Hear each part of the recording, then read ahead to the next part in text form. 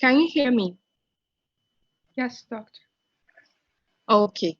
Good morning, everyone. I'll be taking you through my first lecture, and it's going to be on meningitis. These are the learning outcomes I expect that by the end of today's discussion, you should be able to describe the spectrum, the epidemiology, transmission, and microbiological properties of infectious agents that cause acute meningitis. You should be able to describe the mechanism of pathogenesis and how you go about investigating a case of suspected acute meningitis. We are going to discuss the microbiological analysis and interpretation of cerebrospinal fluid, CSF, findings that could occur in meningitis. And then we are going to discuss the preventive measures against the spread of pathogens causing acute meningitis, with specific emphasis on the role of vaccines and chemoprophylaxis. So this is the outline I'm going to follow. So when we say meningitis, it is a serious condition and it is of significant public health significance, in spite of the advances in drug treatment and vaccines availability. Bacterial meningitis is the most dangerous out of the scope of microbial meningitis that could occur. And it is associated with significant morbidity and mortality worldwide. Now, in terms of the spectrum of microbes that could cause meningitis, we have bacterial agents. Bacterial agents could cause acute and chronic forms of meningitis. We have viral agents, and these are the leading cause of meningitis.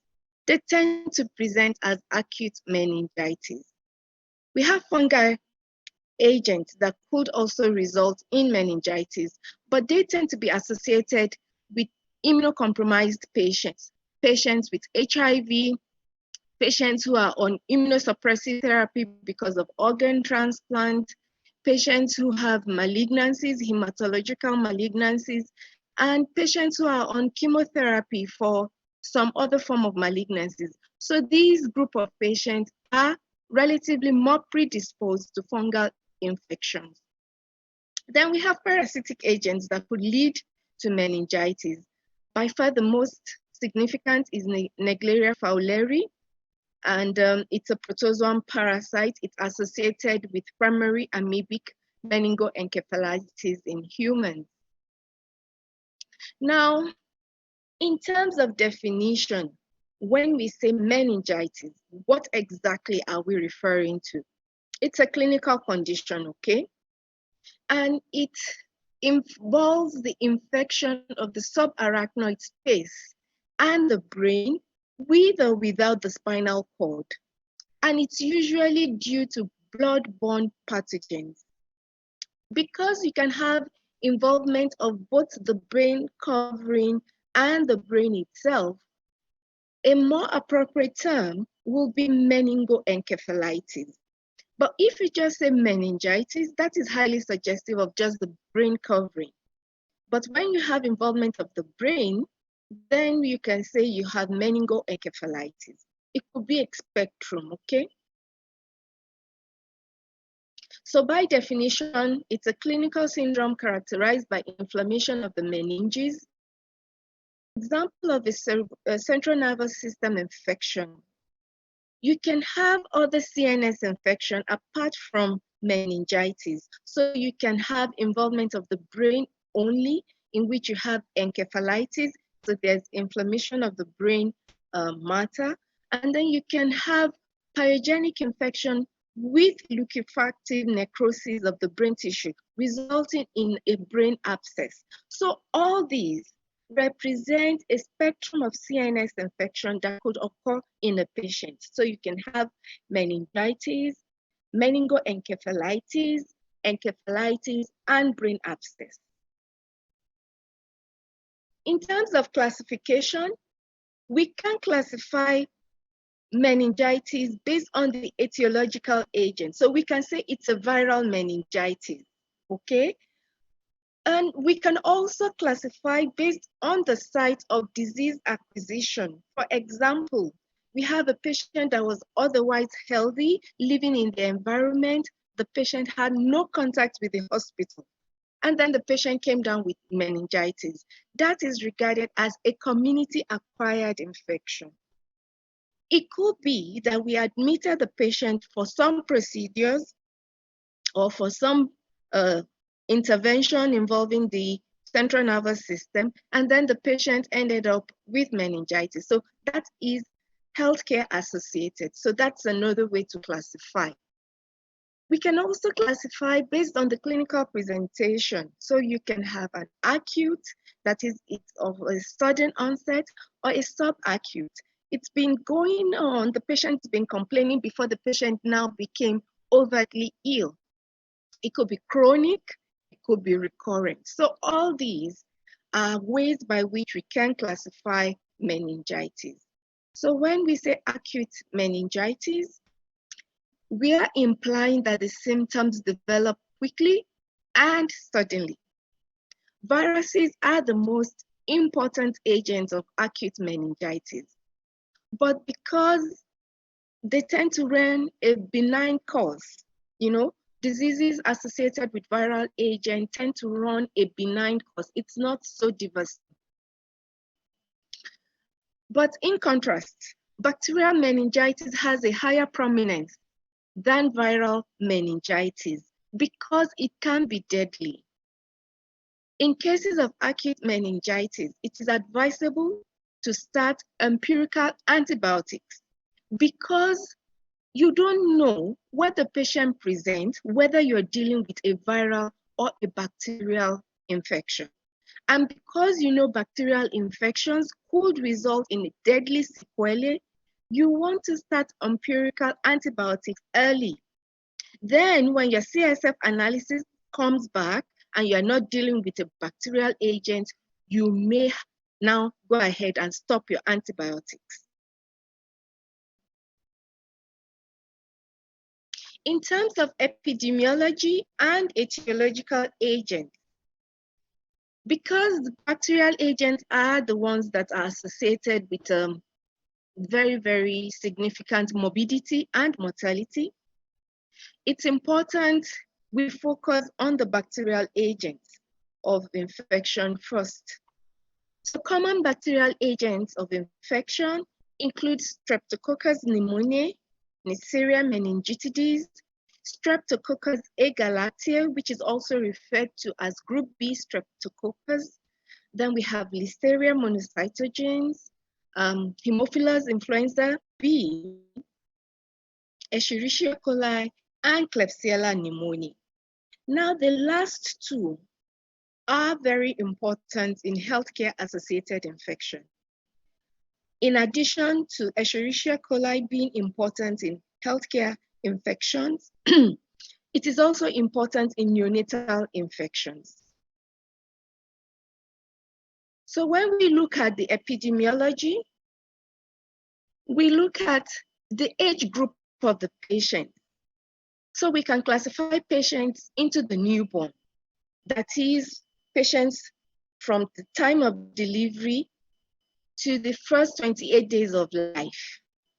Then we can classify another group of patients from the first month of life to the 23rd month of life, just shy of the second year. Then we can classify patients from the second year to 18 years. So from the young child to the adolescent, then from 19 to 60 years, and then we have the elderly. Now, it's important to classify patients as such because, as you can see from the table, the spectrum of agents that are involved in infection vary with the age of the patient. In the newborn, Streptococcus agalactiae is very important. This is because you can have women, pregnant women, who are colonized by this organism. Some studies say about 25 to 30% of pregnant women are colonized by this organism. So the baby may acquire this agent during the process of parturition. Then other organisms like Listeria monocytogenes, Streptococcus pneumoniae, and Escherichia coli are also important in newborns. By the age of 1 month to 23 months, you can see that the spectrum changes. You now have Streptococcus pneumoniae as the leading agent. Other organisms such as Neisseria and Strep A galactae may become important as well. From the second year to 18 years, Neisseria meningitidis becomes the leading agent, followed by Strep pneumoniae and Haemophilus influenza type B. Initially, Haemophilus influenza used to be the leading cause, but due to the introduction of Haemophilus influenza vaccine, the prevalence of this agent as an agent of meningitis decreased, or it dropped, okay? From the age of 19 to 60 years, strep pneumoniae is again the most prominent cause. And in patients 60 years and above, strep pneumonia is still the leading agent of infection. So what are the predisposing factors? We know these agents now. We know we can have a spectrum from viral to parasitic agents. But why do patients come down with meningitis? So we talk of predisposing factors, conditions that can make the patient unduly susceptible. So these include colonization of the nasopharynx in adults, or the birth canal when we are discussing neonatal meningitis. From here, the organism may have subsequent access to the bloodstream, and then you can have invasion of the central nervous system. Invasion of the CNS following bacteremia due to a localized infective source could also be a predisposing factor. For example, in patients with infective endocarditis, at times you may have what we call septic emboli being sent to the brain. This could result in a meningitic process. At times, there could be direct entry of organisms into the central nervous system from a contiguous infection, that is, from an infective site near to the CNS. That's what contiguous means, in close proximity. So you can have a patient with sinusitis, mastocytitis, or the patient suffered some form of traumatic injury with skull fracture, giving the organism access to the CNS. At times, it could be iatrogenic. That is, it is to our own intervention as medical personnel. So maybe the patient came for a neurosurgical procedure. For example, the patient has hydrocephalus, and we did a shunt, and then the patient came down with meningitis. This is regarded as iatrogenic. So something must have been wrong with the procedure. At times, it could also be due to the fact that the patient had an organ transplanted and we placed the patient on immunosuppressive therapy. Doctor? Yes? Can you please repeat the neurological procedure? Okay, this is an example of what can predispose a patient to meningitis, okay? So this patient has hydrocephalus. You need to reduce the pressure, right? So you're going to perform a shunt. But something went wrong. Maybe the instruments were not sterile enough, or maybe the procedure took too long or whatever. So you, in the process of passing the shunt, you introduce the microbes. Then the patient came down with meningitis after the procedure. Is that clear? Is that clear? Okay, let's continue. Yes, thank you so much. You're welcome. So let's continue. Now let's discuss the pathogenesis. Now, we talk about predisposing factors to infection, okay? You can have a patient who is immune deficient, like I've said earlier, or You may have a patient with prolonged close contact with an infected patient. For example, you have a patient who is colonized by Neisseria meningitidis, and you are in close proximity with that person. Maybe you went for Hajj, you went for Umrah, or you stay in the dormitory, or you're sharing the same military barracks or something like that. So you are going to have a long interaction with that person, and that person is breathing out the organisms all the time. So the probability of getting exposed is higher. Then it could be because you travel to an endemic area, there's a current outbreak, and then you travel there. So these are conditions that predispose the patient to infection. And you now have the oropharynx colonized by the bacteria that can cause infection. And these are the different groups of organisms, we've mentioned them. So what happens after colonization? The bacteria gains entry into the body via various mechanisms. It could be through invasion of mucosal surfaces. It could be spread from parameningeal focuses, for example, a patient with otitis media. It could be through penetrating head trauma, like I explained earlier. It could be through anatomic defects in the meninges, or it could be through a procedure that was carried out.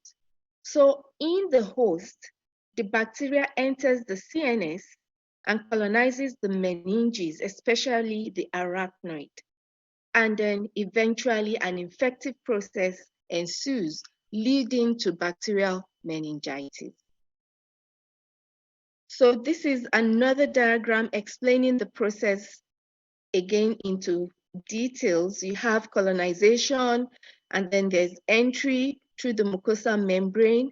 The organism is able to survive in the blood. Remember that the blood is a sterile fluid, so you don't have very robust inflammatory response to the presence of bacteria.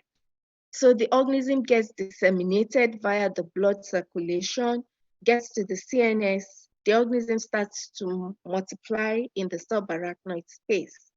And then you have disruption of the blood-brain barrier, leading to a lot of inflammatory cytokines being released and prostaglandins, and then you have the infective process established. So with bacterial meningitis, we talk of virulence factors. These virulence factors are those attributes of the microbes that enhances its ability to establish an infective process.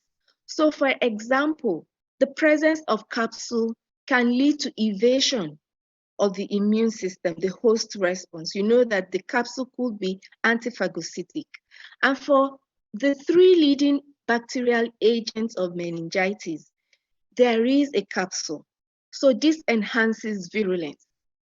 For some of the organisms as well, they produce attachment structures, which we refer to as pili.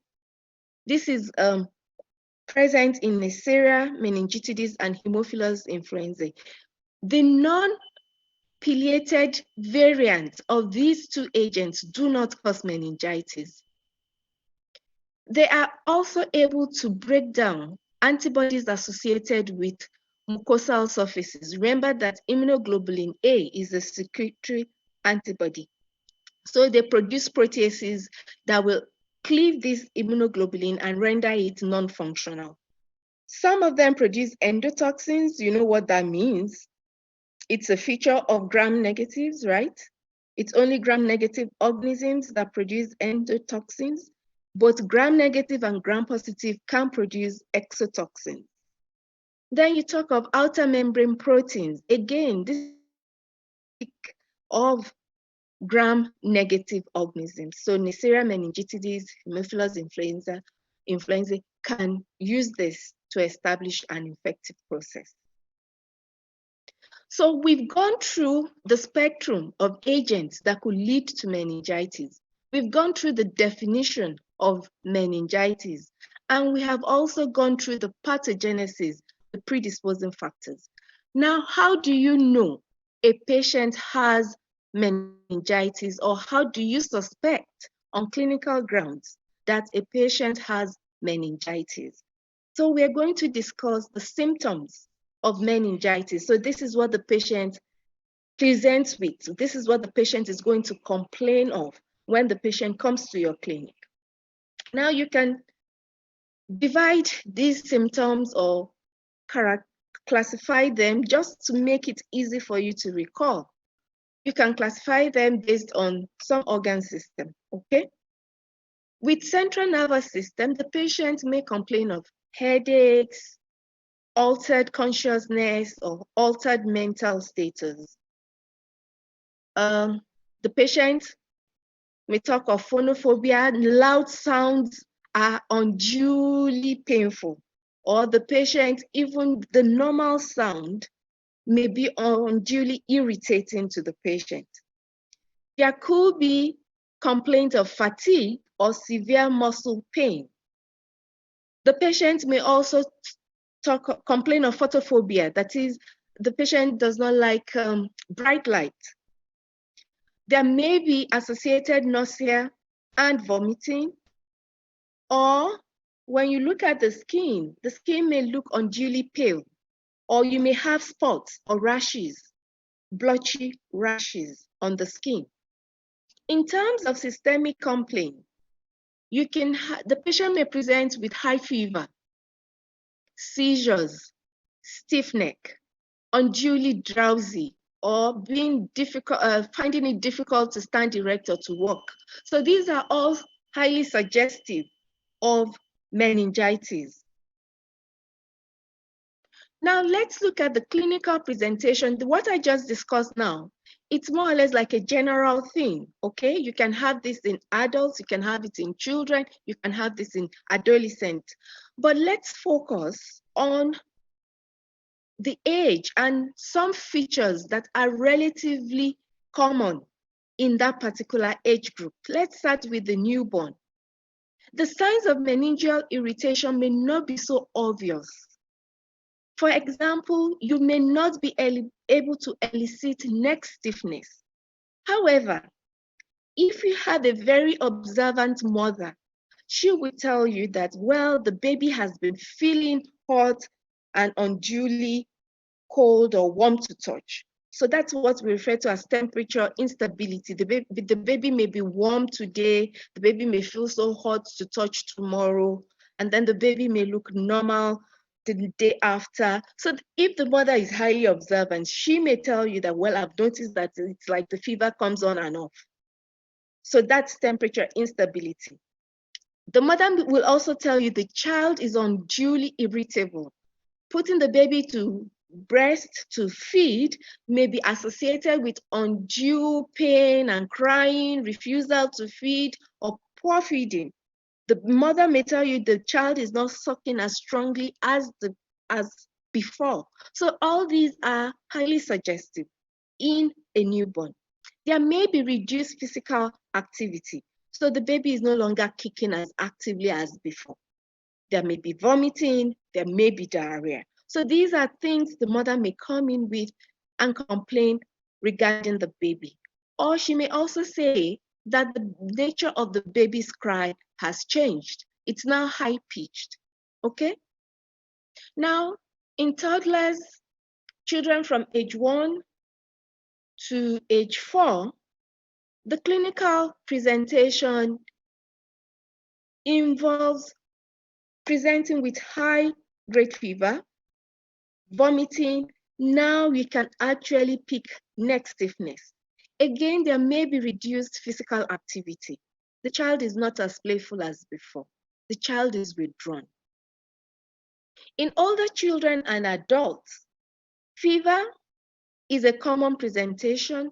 Then we have what we call Meningismous, which is made up of photophobia, a stiff neck, and headache. Then you may have cerebral dysfunction.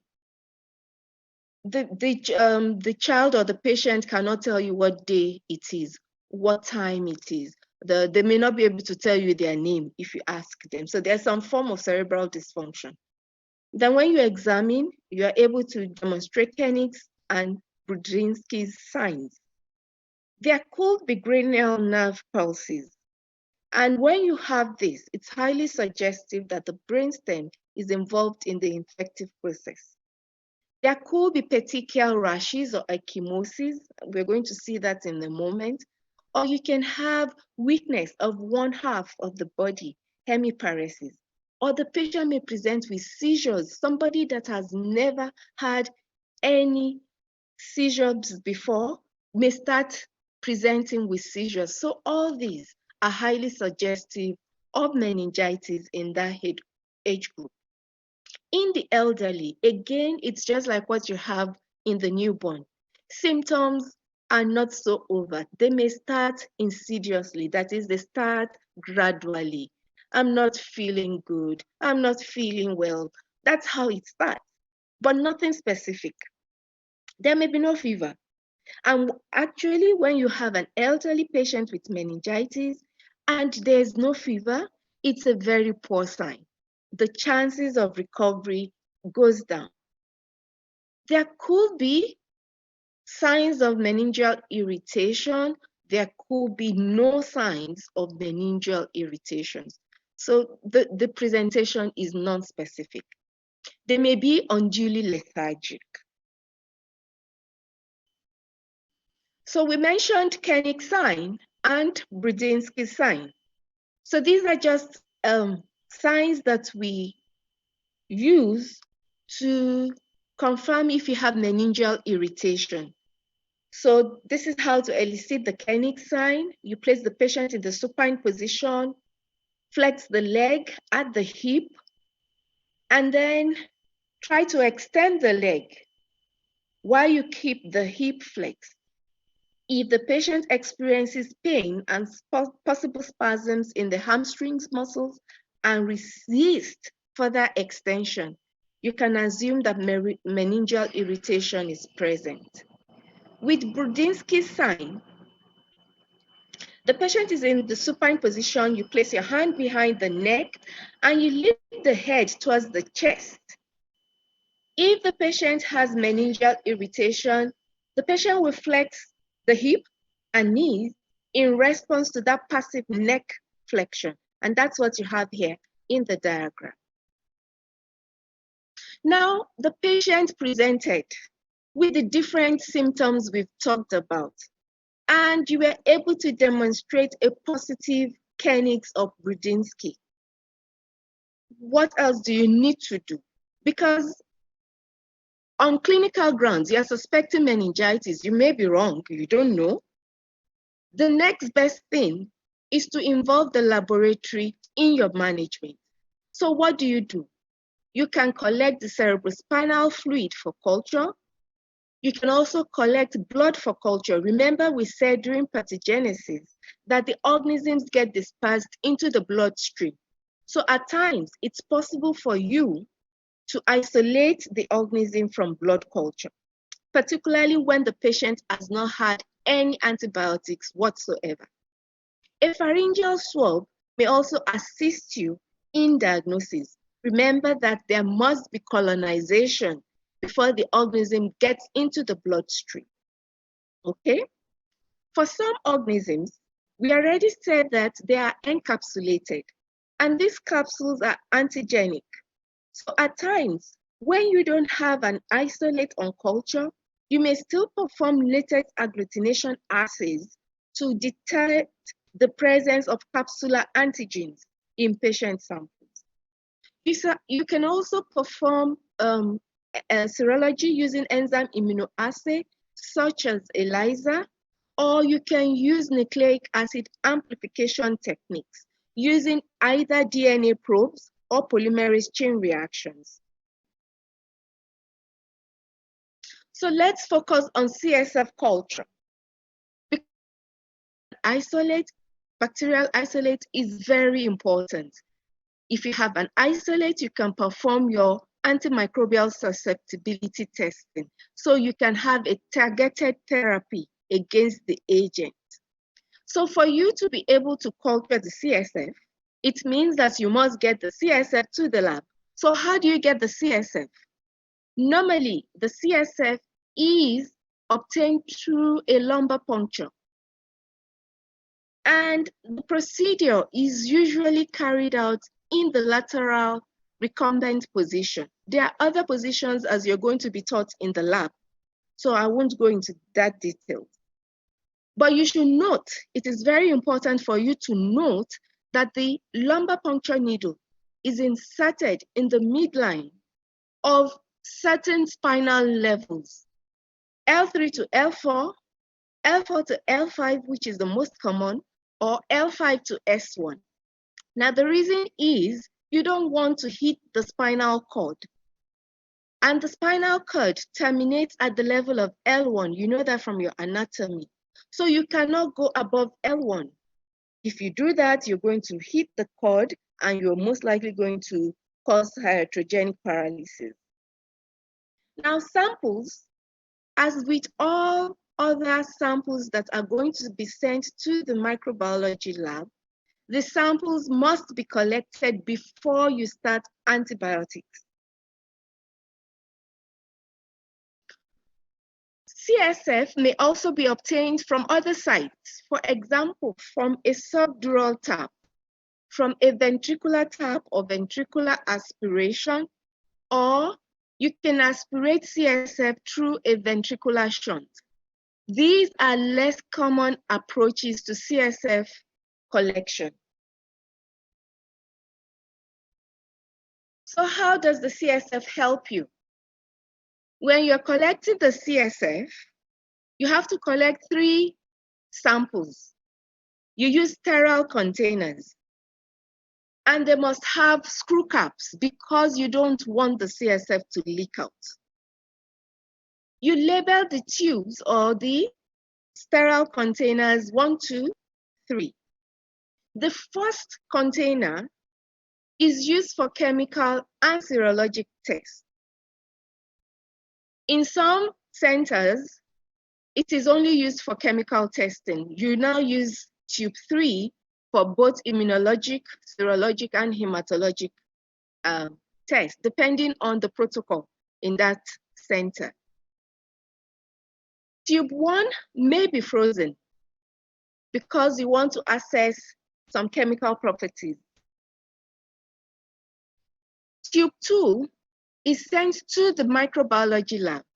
It is very important for you not to refrigerate tube 2 because most of the agents, as we have shown, that are associated, bacterial agents that are associated with meningitis are relatively fastidious. So if you keep them at a temperature below room temperature, you may not be able to isolate them in the lab. The third tube can be used for either serology with or without hematology, or hematology alone, depending on the protocol, like I have explained earlier. It is also important that when you collect the CSF, you also collect the blood sample because you have to assay the serum glucose to be able to express the CSF glucose as a percentage